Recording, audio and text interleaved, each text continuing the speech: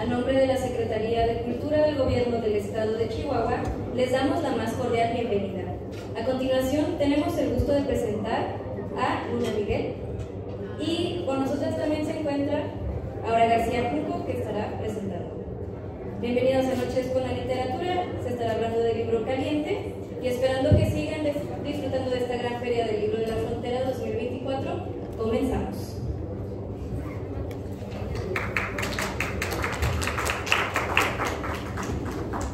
Hola, buenas noches, muchas gracias por estar aquí. Gracias por estar aquí, Luna, en tus 5 de la mañana. Para mí presentar este libro es una gran alegría por varios motivos que iré diciendo a lo largo de la presentación. El primero de ellos es que el ejemplar que tengo aquí me lo firmó Luna en la Feria del Libro de Oaxaca de hace 3 años, que fue cuando nos conocimos en Oaxaca.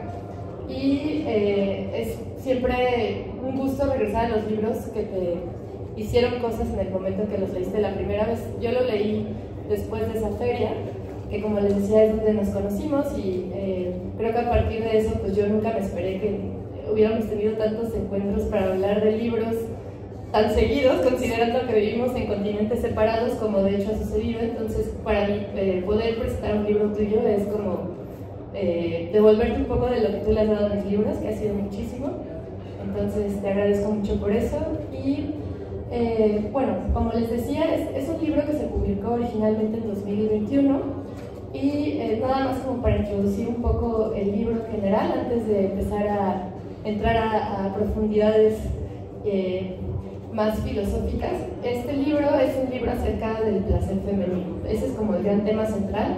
Y creo que a partir de ahí podemos hablar de muchas otras cosas, porque la manera en la que está construido el libro es como una especie de gran compilado que pasa primero de la experiencia de un personaje central, que podríamos decir que se llama Luna, pero pues es finalmente un personaje, y este personaje decide que a partir de los primeros indicios de la disolución de una relación, va a empezar a hacer una investigación, digamos que en cuerpo, espíritu, alma y de todo tipo, acerca del placer, ¿no?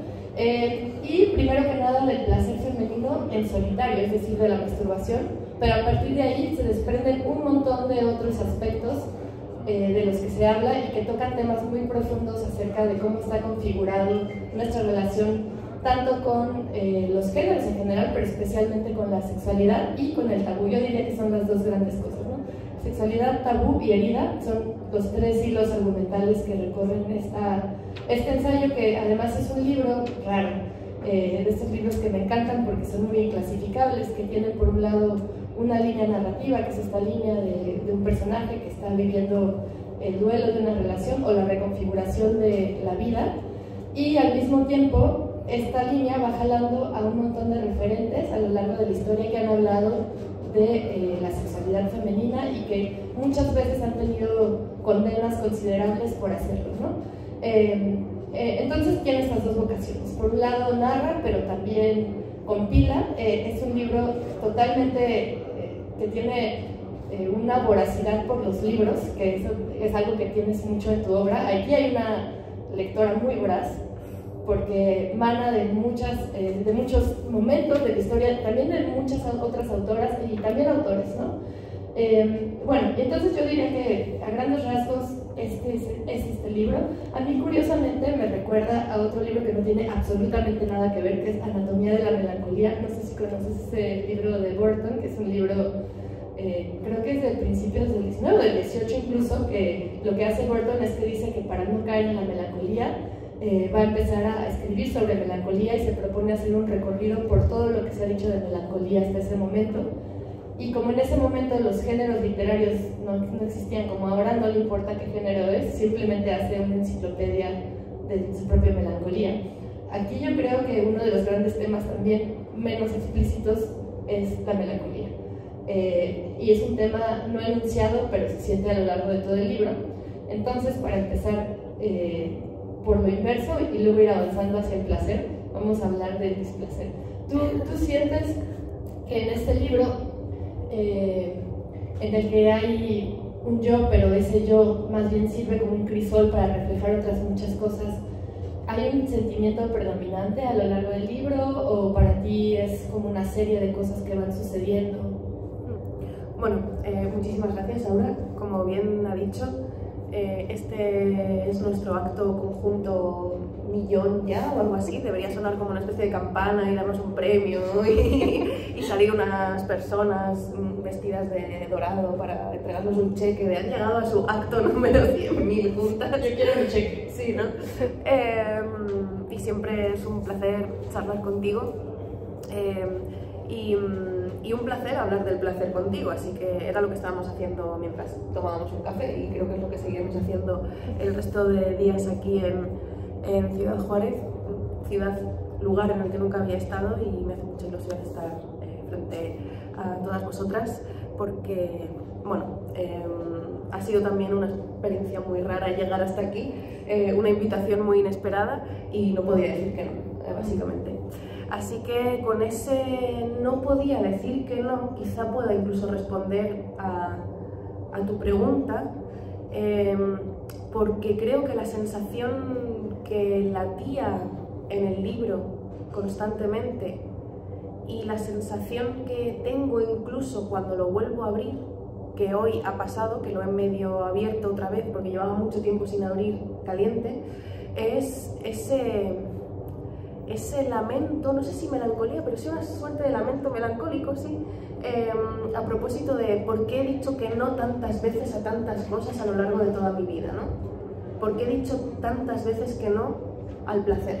¿Por qué he dicho tantas veces que no a la experimentación? ¿Por qué he dicho tantas veces que no a cosas que luego, cuando he dicho que sí, me han hecho sentir muy libre, ¿no?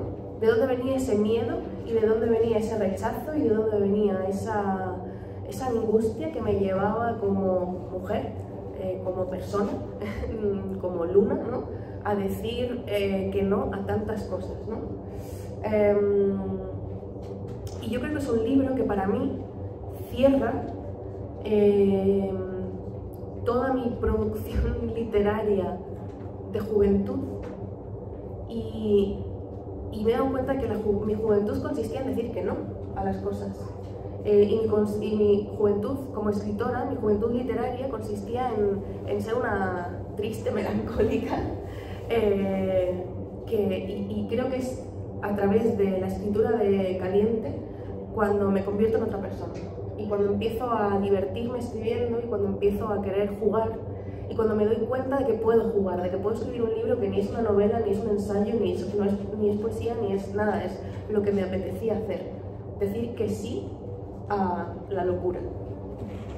Me parece muy interesante lo que dices, que desde la misma manera en la que escribiste el libro le estabas dando una entrada al placer, porque como les decía hace un momento, es un libro en el que el factor más importante es el placer, pero un placer que no está libre de tensiones, ¿no? Tensiones en el sentido de que todo el tiempo se habla de cómo el placer muchas veces roza con la culpa y cómo la culpa a su vez tiene algo de placentera, de una manera totalmente no deliberada y no buscada, ¿no? Otra de las grandes ideas es que la vergüenza es una asesina del placer, pero al mismo tiempo la vergüenza es lo que se necesita romper para no acceder al placer, sino a lo que está antes, que es una libertad, la libertad que posibilita el placer, que creo que es de lo que hablabas hace un momento, ¿no? Ese espacio que posibilita la escritura desde más libertad, pero también la vida. Y el personaje que, bueno, ahora me gustaría, antes de que siga diciendo el personaje, que es como siempre me gusta referir a las narradoras en primera persona, me gustaría saber cómo lo consideras tú, cómo consideras tú a la narradora de este libro, antes de que yo siga mal nombrándola. La personaje, ¿no? No sé qué personaje es, no sé si es un personaje o no. Yo sí que me sentí muy yo escribiendo ese libro. A mí me gusta como, bueno, uno de mis grandes referentes en la escritura narrativa no es precisamente una novelista de ficción, es alguien como Annie Ernaux, ¿no? Es una de mis escritoras favoritas desde adolescente y ella reivindica siempre que ella no escribe novelas, que ella no escribe ficción, que ella escribe su yo, ¿no? Entonces, convertir en personaje al yo y dejarle ser yo me parece bien. Entonces sí, es Luna. Es Luna, tal cual. Bueno, pero ahí dice también algo interesante, ¿no? Que es ese yo que se convierte en un personaje. Y cuando empezaste a escribir este libro, cosa que se menciona un origen, puede ser real o no real, dentro del libro, que no revelaré porque ya está más avanzado en la trama, digamos, en la trama que sí hay. Cuando empezaste tú a escribir este libro, ¿te concebiste como un yo o como un personaje? ¿O querías crear un arco narrativo? ¿O querías simplemente explorar lo que no te habías permitido explorar hasta ese momento, pero también desde esa otra cosa que te gusta tanto, que son los libros, lo que se ha dicho pero no se ha tomado tan en cuenta? Claro, aquí hay un poco de trampa, porque este libro realmente es una reescritura de algo que ya existía. En 2015-16 yo era periodista en la revista Playground, que quizá alguno conozcáis. Es como, bueno, casi es una página de memes ahora mismo, pero antaño fue una revista y publicábamos reportajes más o menos interesantes y demás. Y la escritura de ese libro, o sea, la escritura previa al libro tenía mucho que ver con mi época en Playground, donde yo empecé a escribir reportajes sobre la masturbación de las mujeres. Eran artículos con miles de millones de visitas. Me escribía muchísima gente para contarme sus historias. También hablaba del aborto, o sea, como que empecé a hablar del cuerpo, sobre todo cisgénero femenino, con mucha profundidad en algunos de sus artículos, y entonces lo reuní en un pequeño ensayo que salió en Capitán Swing, era un ensayo digital, con algunas entrevistas a trabajadoras sexuales y escritoras. Bueno, Sara Uribe, por ejemplo, la poeta Sara Uribe estaba ahí entrevistada. Yo le preguntaba sobre todo por la relación entre la masturbación y la poesía, ¿no? Entonces como que eso ya existía. Y entonces, cuando publiqué mi primera novela, El Lumen, María Faste, que es mi editora, me pidió recuperar lo que se llamaba El Dedo, se llamaba así el libro, porque, bueno, al menos no sé aquí, pero en España hacerse un dedo es masturbarse, ¿no? Y entonces se llamaba El Dedo el libro, ¿no? Que además fue censurado por Facebook, la portada, bueno, pasaron muchas cosas. Y con todo eso, mi editora me pidió volver a publicarlo tal cual, agrandarlo un poco, lo típico, ¿no? Para que parezca que es un libro gordo, ¿no? Un libro en realidad de 20.000 palabras, vamos a hacer algo más tal, ¿no? Y yo no quería publicar El Dedo otra vez. Me parecía que era una cosa que era muy del momento, ¿no? Un momento pre-Me Too, en el que todavía ni siquiera escribíamos sobre feminismo hablando claramente del feminismo, ¿sabes? O sea, como ese momento pre-todo, ¿no? Para mí el Me Too, y además esto, por ejemplo, en tu libro último aparece muy bien reflejado, ¿no? Como la llegada del Me Too, cómo cambia tu relación con tu padre, etcétera, ¿no? Pues para mí el Me Too me hizo querer dejar de ser periodista y también explorar todos esos temas que yo había explorado periodísticamente desde esa cosa más literaria y personal, ¿no? Porque al final, aunque yo fuera de profesión periodista, quería sentirme más poeta que periodista, ¿no? Las dos P's, ¿no? Hay muchas otras P's de las que me siento muchas veces, pero la P de periodista era la que quería borrar y la P de poeta era con la que me quería quedar, ¿no? Entonces, cuando me propusieron reescribir o republicar El Dedo, yo pensé, no, tengo que escribir otro libro. Hay muchas cosas que están ahí presentes, pero yo tenía que escribir otro libro. Y de ahí viene la voluntad de borrar a la Luna periodista y de traer a una Luna ensayista. Y bueno, regresando un poco a lo que mencionabas de este momento pre-Me Too, que obviamente este libro se mete en muchas profundidades que tienen que ver con la posibilidad de desear, pero también las paradojas del deseo en relación con el feminismo, que esa es una de las partes que más me gusta del libro, porque creo que tensa muy bien el hilo entre las cosas que no deberíamos de desear, pero deseamos. Y en ese no deberíamos, ¿qué hay adentro de ese no deberíamos? Hace poco, no sé si ustedes ven un canal que se llama ContraPoints, de Natalie Wynn, creo que se apellida, ¿es Wynn? Bueno, es un canal maravilloso de bioensayos, y el último video que sacó, que para mí es su obra maestra, trata de Twilight. Y y tú dirías, bueno, ¿qué se puede decir de Crepúsculo en esta vida en 3 horas y media? ¿Qué es lo que dura el video, güey? Y se puede decir muchas cosas, y la primera de ellas utiliza Crepúsculo para hablar del placer y especialmente del deseo, de cómo el deseo muchas veces es esta contradicción en la que ella lo llama como BDSM, pero más bien es como heterosexualidad sadomasoquista obligatoria. Porque hay algo en la heterosexualidad que es muy sadomasoquismo de origen, ¿no? Pero no se habla de esa manera, porque la heterosexualidad es el default de la norma. Y hay muchas cosas ahí que me llevaron ahora, esa es la gran fortuna de leer un libro en 2 momentos diferentes, ¿no? Que ahora existen otros referentes que igual acaban dialogando con el libro, igual de bien que cuando no los tenías, pero ahora me interesó muchísimo mientras lo releía hablar de esa paradoja que mencionas tantas veces, ¿no? De cómo deseamos lo que no deberíamos de desear, nos castigamos por ello, eso mata el deseo y sin embargo sigue ahí al mismo tiempo. Voy a responderte alargando Crepúsculo, porque Crepúsculo, ¿qué es? Crepúsculo también es un libro que cuando nos preguntan un placer culpable de la lectura, Crepúsculo o Harry Potter, ¿sabes, no? O sea, cuando te preguntan por esos placeres culpables de la lectura, yo siempre siento la tentación de decir, pues sí, los puñeteros vampiros, ¿no? Entonces, ¿un placer culpable qué es? Cuando hablamos de esos libros que nos daría vergüenza admitir que nos gustan, es un poco como esos placeres sexuales que nos daría vergüenza admitir que nos gustan porque hay cierta culpabilidad en su reproducción o consumo, ¿no? Pues es un poco lo mismo, si aplicamos esto al terreno literario, ¿no? Para mí Crepúsculo es uno de mis placeres culpables. Justo lo releí recientemente, hice una performance que se llama La muerte de la lectora, que estuve 48 horas seguidas leyendo en un teatro de Madrid y sobreviví, como podéis ver, aunque muy malamente.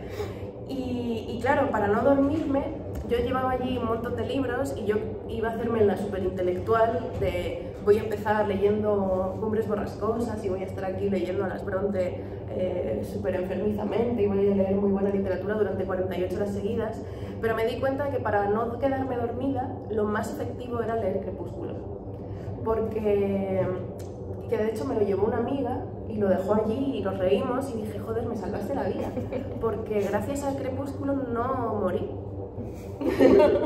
Entonces tiro de esta anécdota para responderte, porque creo que necesitamos los placeres culpables. O sea, nuestras bibliotecas no... Y tú que has escrito sobre una biblioteca funciona cuando tiene en ella cosas que no deberían estar en ella. La sexualidad funciona cuando hay en ella cosas que no deberían estar en ella. El deseo funciona cuando deseamos cosas que no deberíamos desear. La vida funciona cuando pasan cosas que no deberían pasar, ¿no? Y de hecho por eso nos gusta estar vivos, porque pasan cosas que no deberían pasar y que nos sorprenden y que nos hacen querer seguir viviendo, ¿no? No digo que la vida tenga que ser una sorpresa constante y una transgresión constante. Quedarse en la norma a veces se está muy bien también en la norma y se está muy a gusto y te da paz y te permite entrenar para la siguiente transgresión, ¿no? Porque la transgresión quita mucho tiempo y quita mucho... genera mucho esfuerzo, ¿no? Entonces sí, estoy a favor de las lecturas culpables y de los deseos culpables. Y también hablas mucho acerca de cómo dentro del feminismo a veces se tiende a, o de cierto feminismo al menos, y que creo que cada vez, iba a decir que cada vez va más de salida y sin embargo no lo creo, más bien creo que cada vez está más dividida la postura al respecto, se exige una suerte de pureza, como si se pudiera controlar el deseo como algo racional, ¿no? Como si fuéramos entes de una sola pieza a los que solo les hace falta, no sé, más deconstrucción, más terapia, más chochos. Realmente no sé cuál es la fórmula mágica para llegar a ese punto en el que hay una especie de super mujer feminista emergiendo de eso. Y para mí algo que es muy refrescante de este libro es que nunca se plantea Luna como esa super mujer feminista, ¿no? Se plantea como una mujer que está viviendo una situación límite, una situación en la que el mundo que creía conocer se cae, porque todo inicia, no lo dije de manera explícita, cuando la pareja de Luna le dice que se ha enamorado de alguien más. Y a partir de ese punto inicia como toda una racha de acercamiento al autoplacer que es muy incomprensible para Luna. O sea, porque está preguntándose, pero ¿cómo si es que estoy sufriendo? Lo único que quiero es masturbarme. ¿Que no el sufrimiento tiene nada que ver con esto? ¿Que no el sufrimiento tiene que ver con, no sé, con cualquier otra cosa que no sea esto? Y entonces ahí, desde ese momento que se plantea esa supuesta paradoja, empieza a haber un personaje que no se rige por el deber ser, sino por lo que es. Y lo que es esa contradicción, que además no es una contradicción, porque justo a lo largo de los fragmentos que eliges para hablar, o más bien para hacer esta compilación de cómo se ha hablado de placer antes, se nota que no hay nada de eso, ¿no? Y otra cosa, ahora regresamos a eso, otra cosa que me gusta mucho es que también examina las mismas paradojas de las autoras, que nombran el placer desde ahí, ¿no? Y sus claroscuros, lo cual solo a mí me hace pensar que en este libro lo más importante es el claroscuro, la exploración, no el deber ser, no lo definitivo. Claro, hay algunas cosas que sí se hablan como de importancia definitoria, por ejemplo el consentimiento, sin duda, ¿no? No la fantasía de lo que no es consentimiento, sino el consentimiento en la vida real. Citas a Gabriela Wiener en un texto que también yo cité y han citado todo el mundo porque es buenísimo, en el que ella habla de cómo nuestra imaginación sensual está permeada de todas estas fantasías que no son lícitas, y que nuestro nuevo deber, como nuestro deber actual, es empezar a educar en el consentimiento como algo sexual, pero eso es como algo que viene hacia adelante. Casi que Gabriela un poco dice, ya estamos, quienes crecimos en este mundo, estamos por siempre tocadas por esto, ¿no? Bueno, entonces me gustaría que me hablaras un poco de este personaje central que vive la paradoja, que no se conforma, digamos, con quedar bien, sino con retratar. Sí, bueno, en el libro también hay... creo que es un personaje, o soy yo en un momento dado. Piensa que el libro está redactado, ya había empezado a escribirlo pero el libro está redactado y terminado en la pandemia, ¿no? Entonces para mí fue fundamental escribir ese libro en la pandemia porque estaba encerrada en mi casa con el hombre del que había decidido separarme, pero la pandemia nos juntó en una casa durante unos meses y entonces era una situación muy violenta, estar en una casa con quien no quieres estar, pero al mismo tiempo tienes que estar en casa para estar protegida. Todo eso me pareció una metáfora muy grande también de lo que es la sexualidad en sí, ¿no? Que a veces estás con quien no quieres estar, pero haces cosas pensando que vas a protegerte, o también estás con quien quieres estar pero no te sientes protegida. O sea, la sensación de escribir sobre el deseo en un mundo que en marzo de 2020 no sabías si iba a salir adelante y no sabías qué iba a pasar, era algo que me dio me dio la capacidad de generar esas dudas a la voz narradora, ¿no? Y me dio la capacidad de encontrar esas similitudes entre un mundo enfermo y un mundo como el que yo quería retratar en ese momento, que es el del placer, que asociamos demasiado a la enfermedad también. Porque yo creo que muchas de las autoras que me generaban esa contradicción a las que leía, de hecho, básicamente Caliente es como una lista, es pasar la lista de la mayoría de las autoras, sobre todo europeas, y sí, europeas porque son muy francófilas, o sea que, sobre todo francesas, o sea, son libros sobre mujeres francesas al final este libro, ¿no? Podríais leerlo con acento francés. No lo hagan. Entonces, al final es una lista de lecturas y en esa búsqueda de las contradicciones de ellas, de lo que me doy cuenta es que desde antaño la búsqueda constante, sobre todo de las autoras, de las escritoras, es intentar quitarle ese tono de enfermedad y de decrepitud al deseo femenino, a cómo se ha retratado el deseo femenino, que si es escrito por ellas es visto como enfermedad, pero si es escrito por ellos es visto como algo hermoso. Es decir, por ejemplo, Vera Nabokov, la mujer de Vladimir Nabokov, decía que Lolita es un libro cuyo tema final es la búsqueda de la belleza, ¿no? Y yo pensaba, sí, pero al mismo tiempo, si ese libro lo hubiese escrito una mujer, diríamos que es un libro de la decrepitud del deseo, ¿no? Y sin embargo, sí, que es un libro lleno de decrepitudes también, ¿no? y de horripilancias, pero al mismo tiempo seguimos a un autor como él y a un narrador como Humbert Humbert, sí que le damos esa posibilidad de describir su escritura como una búsqueda de la belleza. Sin embargo, Unica Thurn habla de cómo su hermano la viola y ella empieza a ver en vez de penes, ve cuchillos, y entonces ahí no hay belleza, ahí hay enfermedad, ¿no? Cuando en los dos libros hay abuso a menores, ¿no? Entonces, eso me interesaba, ¿no? Estábamos viviendo en un mundo enfermo, estaba encerrada en una casa en la que debería sentirme segura con un hombre, pero no me sentía nada segura con ese hombre, y estaba intentando hablar del placer en un momento de absoluta enfermedad, ¿no? Me parecía todo la gran metáfora de lo que es el deseo, y de lo que es escribir sobre el deseo, y del reto que es escribir sobre el deseo sin que otros te pongan ojos de ay, esta tipa está enferma, ¿no? Y es muy interesante lo que dices, porque también habla mucho de cómo las condiciones que no podemos controlar de la escritura, como en este caso tanto la pandemia como lo que conllevó que tuvieras que cohabitar con alguien con quien no querías cohabitar, acaban impregnando de ciertos matices a una obra, y para mí pues de mucha profundidad. Me parece curioso que para mí esta obra no se siente claustrofóbica, pero creo que tiene mucho que ver también con el hecho de que como es un gran, no es la palabra que estoy buscando, pero ahora no puedo pensar en la que estoy buscando, como un gran catálogo de todas las lecturas que has hecho, pero no solo es eso, es también cómo las hilas con la vida, y esa es otra de las cosas que a mí me interesa mucho que nos cuentes, ¿no?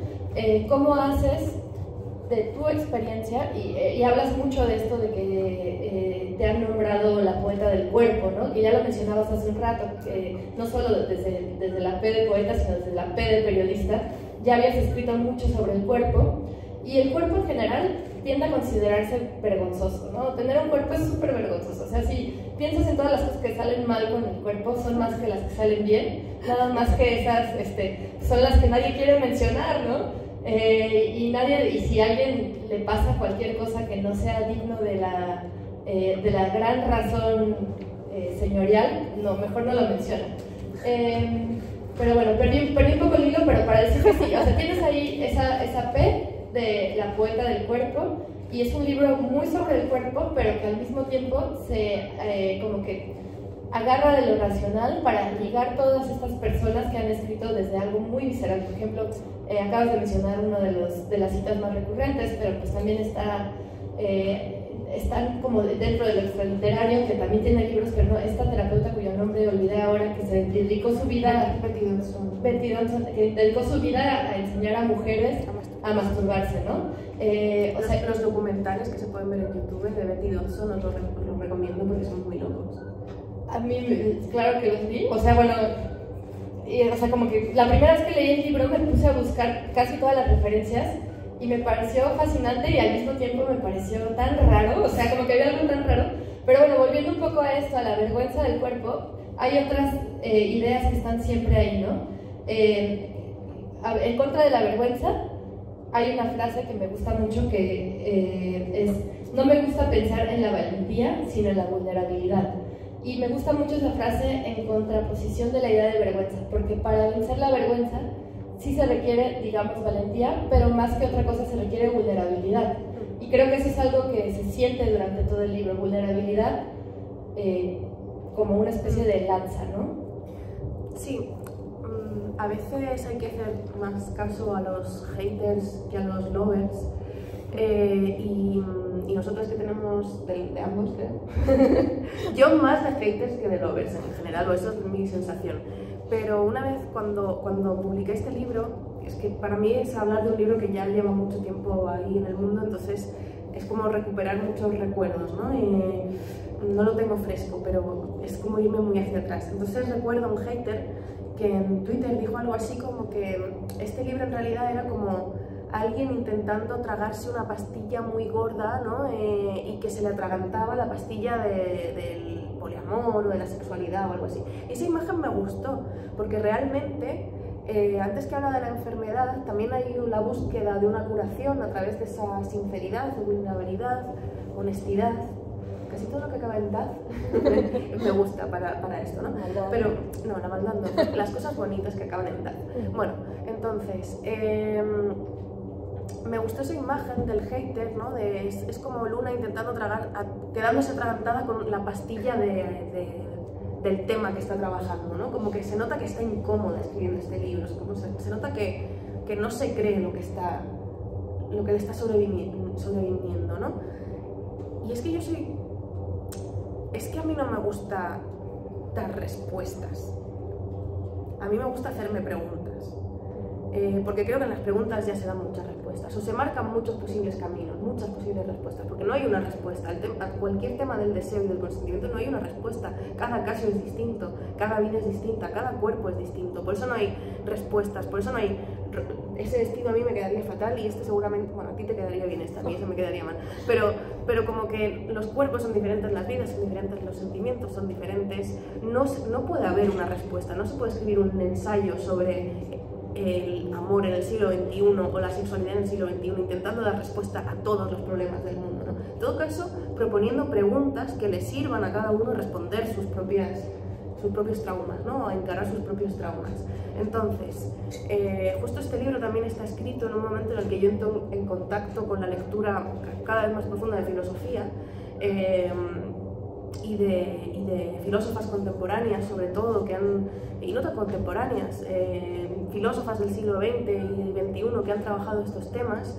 Y entonces me doy cuenta, gracias también, ¿no?, a esa lectura compulsiva, ¿no?, de algunas autoras que también aparecen citadas, sobre todo hacia el final, pienso en una Hélène Cixous, en una Simone Weil, etc. Estas lecturas a mí me otorgan la capacidad de otorgarme el no tener que dar respuestas, el poder ser vulnerable desde la escritura, que la filosofía, que el ensayo no signifique una respuesta, porque al final las respuestas son lo que te proponen muchos bestsellers y mucha autoayuda, a mi juicio banal, es una respuesta para todo, ¿no? Una respuesta para cada cosa. Yo creo que no, que el ensayismo no sirve para dar respuestas, sirve eso, para abrir muchas más preguntas. Y solo siendo conscientes de lo que no sabemos, al fin y al cabo, podemos llegar a escribir una historia, ¿no? Y eso no sé si te ha respondido. Sí. Y bueno, continuando un poco con esto que decías, sí, claramente este es un libro que te invita a explorar muchos caminos. No es un libro que te diga, esta es la fórmula para liberarte, ¿no? O qué sé yo, o sea, digo, por decir alguna tontería. Y bueno, y una duda un poco extra libro, pero me surgió mientras estaba leyendo, porque creo que también es algo que se ha estado pensando mucho, ¿no? Esto habla de la vergüenza en la sexualidad femenina, y me parece interesante preguntarte, ¿tú crees que la sexualidad masculina, por más manida que está y más representada, está exenta de vergüenza? No, y creo que por suerte hay muchos espacios desde lo que se está hablando ahora y explorando esto, ¿no? De hecho, yo hablo también de lo femenino porque es lo que me toca de cerca, ¿no? Porque es lo que más puedo conocer por las lecturas que tengo, y también hay muchas entrevistas a mujeres cis, mujeres trans, mujeres de aquí, de allá, sobre todo, bueno, todos son mujeres de América Latina y de España, y de distintas edades, ¿no? Entre 18 y 50 y pico años, las entrevistadas. Y hablando con ellas, muchas veces me daba cuenta de que las respuestas que me daban sobre yo les preguntaba mucho sobre la vergüenza, ¿no? Sobre su relación cuerpo-vergüenza, me daba cuenta de que las respuestas que me daban me las podía dar cualquier persona verdaderamente, ¿no? Seguramente en esta sala, que hay bastantes tíos también, si tuvieran ahora que hablar de cosas íntimas, sentirían cierta vergüenza en algunos momentos, ¿no? No querrían reconocer ciertas cosas. También hay una especie de mandato, ¿no? de ser muy claro con el deseo masculino, cuando el deseo masculino yo creo que es de todo menos claro. El deseo es de todo menos claro, seamos quienes seamos, ¿no? Entonces A quienes más claridad se les exige muchas veces es a los hombres cisgénero heterosexuales, que como tú decías, parece que tienen que pensar solo en una cosa y de una sola manera, ¿no? De ahí que haya tantas confusiones también, ¿no? Muchas veces. Y de ahí que muchas veces su violencia venga dada ni siquiera por su propio deseo, sino por la sensación de tener que seguir una norma y de tener que hacer lo que se les pide que tienen que hacer, ¿no? Entonces sí, claro que todos sentimos vergüenza, todos. Sí, sigue siendo un tema muy tabú a pesar de que parecería que no. Y fíjate, ahora mi hijo tiene 8 años y normalmente cuando iba al baño o iba a mear o lo que sea, o hablaba de sus genitales, decía mi pito o algo así, ¿no? Pero recientemente, por una clase que han tenido en el cole, dice, porque voy a ir al tal y después me quité el bañador y se me vieron mis partes íntimas. Y digo, ¿mis partes íntimas? Digo, ¿de dónde has sacado eso? Y dice, es que así es como dicen los profesores que hay que llamar las partes íntimas, ¿no? Y es como, yo pensaba, por un lado, qué corrección más absurda, ¿no? Y por otro lado también, ¿y por qué no puede un niño decir mi pito, o mi chichi, o mi lo que sea, ¿no? Es decir, ¿por qué tenemos que ponerle ese velo, ¿no? Aquí hay unas partes íntimas, estas partes, o sea, como, esto no sabemos, o sea, está oculto, hay que taparlo, no se puede ver, no se puede mencionar, ¿no? Los niños no pueden, un niño de 8 años no puede mencionar su polla, ¿no? Me pareció raro y me dio cierta pena, ¿no? Que un niño tenga que ocultar su sexo de esa manera, en palabras, ¿no? Que un niño no pueda nombrar su sexo. Si les decimos a los 8 años que no pueden nombrar su sexo, ¿cómo van a crecer? ¿Cómo no van a crecerles vergüenzas, ¿no? Sí, es como el inicio de un adoctrinamiento progresivo que todos hemos vivido de una manera u otra, ¿no? Y volviendo un poco a eso, que es algo que también me gusta mucho del libro, mencionaste las entrevistas, que bueno, son muchas entrevistas que están distribuidas a lo largo del libro y todas, como dices, tienen un amplio rango de representación, diría yo, dentro de lo femenino, del espectro de lo femenino.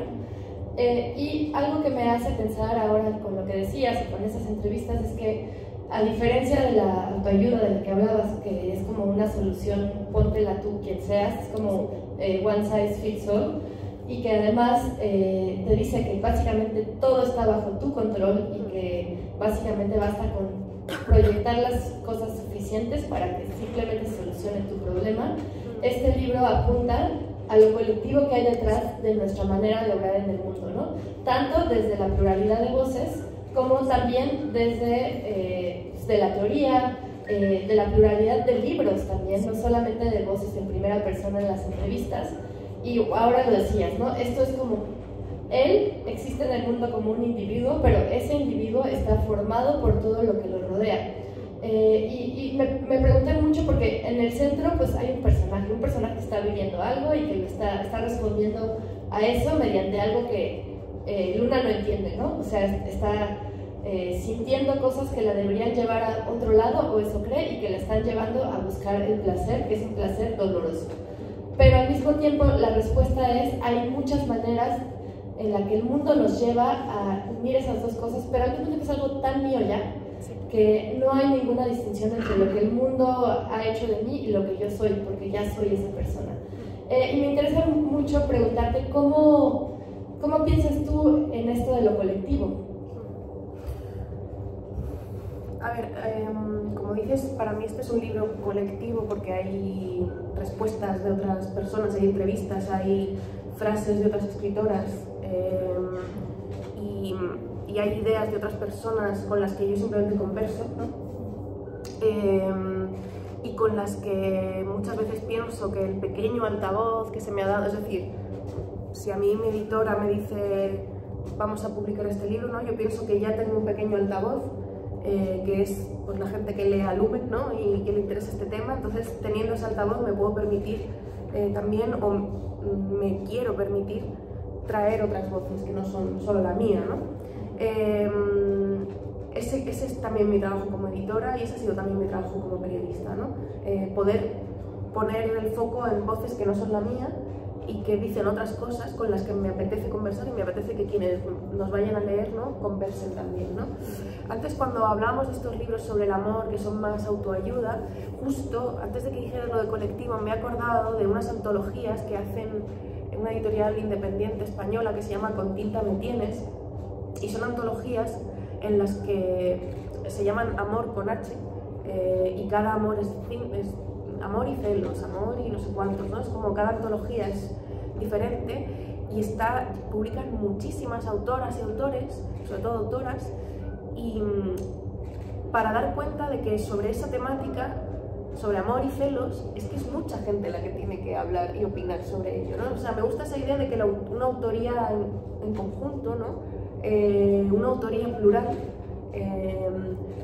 porque si vamos a hablar, es una editorial especializada, ¿no?, en temas de amor y de poliamor, etc. Y me gusta esa idea de que si estamos hablando de poliamor, hablemos también de poliautoría, ¿no?, para la definición, para la búsqueda de un tema, ¿no? O pienso en el libro que me acabo de comprar, ¿no?, el Tsunami 3, el tercer volumen en 6º piso,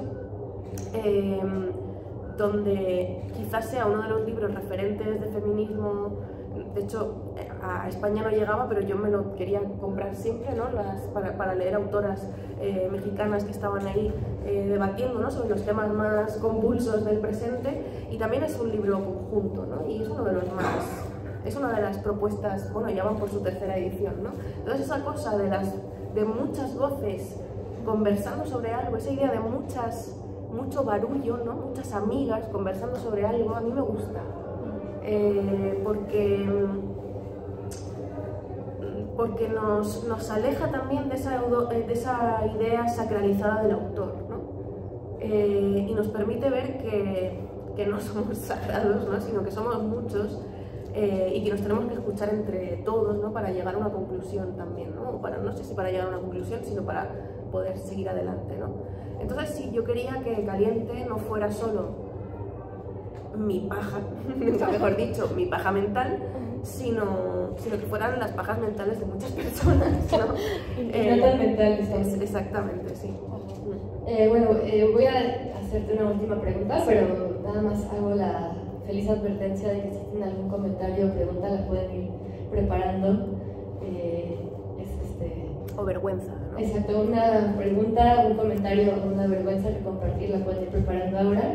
Y es una pregunta porque pues, me parece interesante que tiene pues, varios años que este libro está en el mundo, y me acuerdo que cuando nos conocimos esa vez en Oaxaca, en una conversación en la noche, dijiste, y tal vez me equivoco, que habías hecho, así elijo recordarlo, no me importa si no eres el número, 69 entrevistas de este libro hasta ese momento, o sea que ya llevas así muchísimas entrevistas, y que además la número 69, así elijo recordarlo, no me corrijas por favor, puede que haya sido el 100 o lo que sea, había sido con un, no sé si periodista o crítico muy conservador, y que había sido una de las mejores. Víctor Renunes. Sí, entonces me gustaría como aprovechar el hecho de que ya han pasado varios años y que pues pasaron las entrevistas y ya fueron más de 69 y todo eso, para preguntarte cómo estás tú con este libro ahora que lo rehojeaste, qué piensas, no de él, ni la típica pregunta de si escribirías una segunda parte, porque no, es un libro muy único de un momento, pero pues sí, es una pregunta un poco abierta, ¿no? Bueno, yo creo que estoy mejor que aquel periodista conservador que me hizo una entrevista en aquel momento, porque él ahora trabaja para Vox, que es el partido de extrema derecha de España, y yo no, entonces estoy mejor, bastante mejor ahora mismo. O no, depende también de lo que pasa en España, porque lo mismo, él está luchando para estar mejor, desde luego, ¿no? Pero desde su lugar. Exacto, sí. Pues mira, justo sin quererlo, tú estabas hablando del libro antes y he pensado, mierda, lo que estoy escribiendo ahora se parece mucho, no. Pero sí que tiene conexión con lo que dije aquí, incluso con otros libros que he publicado, porque yo creo que y tú lo sabes bien, una escribió un libro, pero ese libro también tiene algo del anterior y del que escribió a los 18 años. Antes estaba hablando de la enfermedad, y yo a los 15 escribí mi primer libro, que se llamaba Estar enfermo. Es decir, que la enfermedad me obsesiona desde niña, ¿no? Y había mucho cuerpo y demás, etcétera. O sea que sí, o sea, creo que que estoy en cada... Evidentemente, esa luna que ha escrito este libro está en todos los libros que he escrito y es inevitable y es para mí lo deseable también, ¿no? Ver cómo se va creciendo, ¿no? Y cómo esa narradora, ya sea desde el género que sea, va creciendo. Entonces yo ahora me he encontrado escribiendo sobre la censura, porque es un tema que me apasiona, ¿no? La censura literaria, y al escribir sobre la censura me he metido en escribir sobre el placer y la censura, sobre cómo censuramos la literatura erótica, cómo se han censurado ciertos libros, cómo se ha censurado Lolita a lo largo de los siglos, cómo se han censurado muchísimas obras, etc. Y me he dado cuenta de que evidentemente lo que está aquí forma parte de un momento y abre unas conversaciones, pero todo lo que aprendí aquí, porque uno parece que escribe para que los demás aprendan algo, pero no, uno escribe para aprender algo. O sea, la escritura es muy egoísta también, porque al final yo escribo para estudiar, yo escribo para aprender sobre lo que estoy escribiendo. Entonces todo lo que aprendí aquí y todo lo que aprendí en esas entrevistas y todo lo que aprendí en conversaciones como esta y con lectoras que se me acercaban, ahora ha despertado en mí el gusanillo, ¿no?, de querer escribir un ensayo sobre la censura. Y evidentemente, si voy a escribir sobre literatura y censura, el motivo mayor de censura literaria que ha existido es por obscenidad. ¿Y qué me gusta más a mí que lo obsceno? Entonces sí, o sea, Caliente sigue estando en mí desde otro lado, y desde un lado, como digo, más lúdico, porque creo que sí que he abandonado la melancolía que hay en este libro y ahora solo quiero pasármelo súper bien. Me parece una gran estrategia vivir en la melancolía. No creo que la sea. Seguramente el señor que acabas de mencionar, cuyo nombre ya olvidé y prefiero que siga así, vive la melancolía. Bueno, ¿tienen alguna pregunta, comentario, vergüenza, desvergüenza? A mí, bueno, creo que actualmente algo que conversaba también hace poquito era el hecho de que la literatura juvenil ha crecido mucho desde hace ya más de 10 años. Mencionas Harry Potter, mencionas Crepúsculo, hubo un momento en el 2013 en el que hubo un auge, ¿no?, con las distopías, con novelas juveniles. Y ahorita yo veo renacer mucho el hecho de los chick flicks, pero en libros. Historias de amor, historias melosas, historias eróticas incluso. Con tu libro, que tú hablas sobre despertar, de quitarnos esta idea del tabú de la sensualidad, de la sexualidad, ¿tú cómo ves el futuro de la literatura juvenil o bien la literatura en sí en cuestiones para romper ese tabú? Claro, el mayor tabú que creo que ha podido haber también en cuestión de lo que significa la literatura erótica es precisamente el concepto de literatura erótica llevado a una literatura menor, ¿no? A entender el erotismo como algo malo en cuanto a literatura misma, ¿no? Por ejemplo, ahora me estoy comprando de segunda mano y voy como almacenándolo en casa los libros de La sonrisa vertical, que era una colección de Tusquets de color rosa con cubiertas súper bonitas. Me empecé comprando todos los libros firmados por mujeres, aunque muchos eran seudónimos de hombres que firmaban como mujeres, para ver un poco qué se entendía, ¿no?, por una colección de erotismo, ¿no? Y quizá los mejores libros de esa colección eran aquellos que habían formado parte de esa colección, pero que también podían haber formado parte de cualquier otra colección literaria, ¿no? Y esto me llevó a pensar precisamente en eso, ¿no?, que normalmente el darle la etiqueta de literatura erótica lo que ha conseguido es que no consideremos literatura esos libros, ¿no? El hecho de que, por ejemplo, Lolita, que lo he mencionado 1000 veces en esta hora, apareciera originalmente en una editorial dedicada al erotismo en París en el año 55, para mí es uno de los motivos que ha llevado a todos los grandes equívocos que ha habido para con ese libro, ¿no? Porque no es una novela para que... O sea, yo no lo entiendo como una novela erótica, pero el hecho de que se publicara en una novela, o sea, en una editorial dedicada a la sexualidad, porque era el único espacio que le daban, porque nadie quería publicarla, eso ha provocado algo en nuestra recepción, ¿no? Claro, pensad que la publicaban junto al almuerzo desnudo de Burroughs, junto a libros de Henry Miller, ¿no? Entonces, claro, estaba asociado a eso, Lolita, cuando no era nada de eso. Entonces, a mí me parece perfecto y deseable y necesario que en la literatura etiquetada también como juvenil, que también es denostada y mal vista por la etiqueta. Las etiquetas pueden ser muy buenas en momentos y pueden ser muy malas. El momento en el que una etiqueta deja de ser liberadora y empieza a ser un insulto, será el momento en el que dejaré de usarla, ¿no? Entonces, dicho esto, si hay libros y literatura infantil, juvenil, dedicada al tema del sexo, siempre me parecerá bueno, porque como he dicho, desde las instituciones de enseñanza a los niños parece que les estamos explicando que el sexo tiene que dar vergüenza. Entonces, si de repente hay productos culturales bien hechos, conscientes y chulos, que permitan que nuestros niños descubran bien y se apasionen por el descubrimiento de sus propios cuerpos, me parecerá totalmente ideal. ¿Alguna otra pregunta, comentario? Anímense. No, bueno, pues nada, yo solo quiero decir de nuevo que qué alegría estar en nuestra presentación 20.001. Espero que haya una 20.002 muy pronto, y si no, pues por lo menos unas buenas cervezas. Para mí releer el libro fue un verdadero placer y además creo que es un libro que no ha envejecido un día, lo cual me encantó descubrir que toda esta nueva lectura simplemente lo que hacía... Tiene ácido hialurónico. Yo creo que tiene botox más bien. Aquí hay algo que no... No, bueno, que es lo maravilloso de que sea un libro que se pregunta y que no se responde, que no se siente como lo datado de dar una respuesta muy perecedera como si fuera definitivo, sino que se siente como una búsqueda constante y además como una invitación a seguir leyendo sobre placer y en general a seguir leyendo, que es maravilloso en este libro.